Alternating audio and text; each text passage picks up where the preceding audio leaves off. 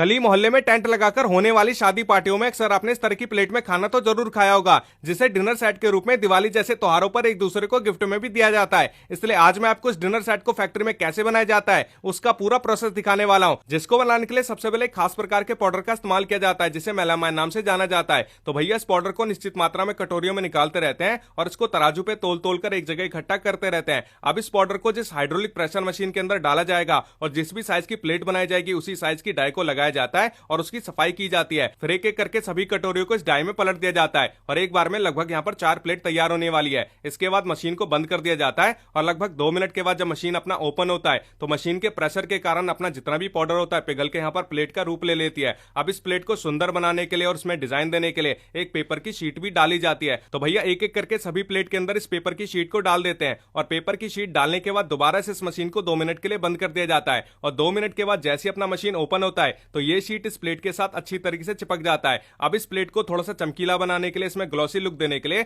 इसमें केमिकल लगाया जाता है जिसको रेजन नाम से जाना जाता है। तो भैया इस केमिकल को बढ़िया तरीके से सभी प्लेट में लगा देते हैं और फिर दोबारा से इस मशीन को बंद कर दिया जाता है। अब की बार जैसी तीसरी बार मशीन ओपन होता है तो यहां पर अपनी गर्मा गर्म सुंदर चमकीली प्लेट बनकर तैयार हो जाता है। फिर भैया एक एक करके इस प्लेट को मशीन से बाहर निकालकर टेबल पे रखते रहते हैं। अभी आप देख सकते हैं ये जितनी भी प्लेट है एक दूसरे के साथ जुड़े हुए हैं, इसी कारण इस प्लेट को सबसे पहले तोड़ा जाता है, मरोड़ा जाता है और इसके जितने भी एक्स्ट्रा कोने होते हैं उसको भैया हाथों से इस तरीके से छील छील कर यहां पर अलग करते रहते हैं। हाथों से छिलने की वजह से ये केवल 50% ही छिल पाता है, बाकी का 50% इसे मशीन में स्मूथ किया जाएगा। इसके बाद बारी आती है कटोरियों की और कटोरियों को बनाने का तरीका भी पूरा सेम ही है। पहले पाउडर डाला जाता है, फिर केमिकल लगाया जाता है और कटोरी बनके तैयार हो जाता है और बाकी का जितना भी क्रॉकरी का आइटम होता है इसी तरीके से तैयार किया जाता है। तो यहां पर कटोरियों के भी जितने भी एक्स्ट्रा कोने हैं उसे भी हाथों से छीला गया है। अब बारी आती है इन सारे आइटम को यहां पर मशीन से घिसने की। तो भैया एक एक करके यहां पर काफी सारे प्लेट को उठाते रहते हैं और मशीन में इस तरीके से इसको घुमा घुमा के स्मूथ करते रहते हैं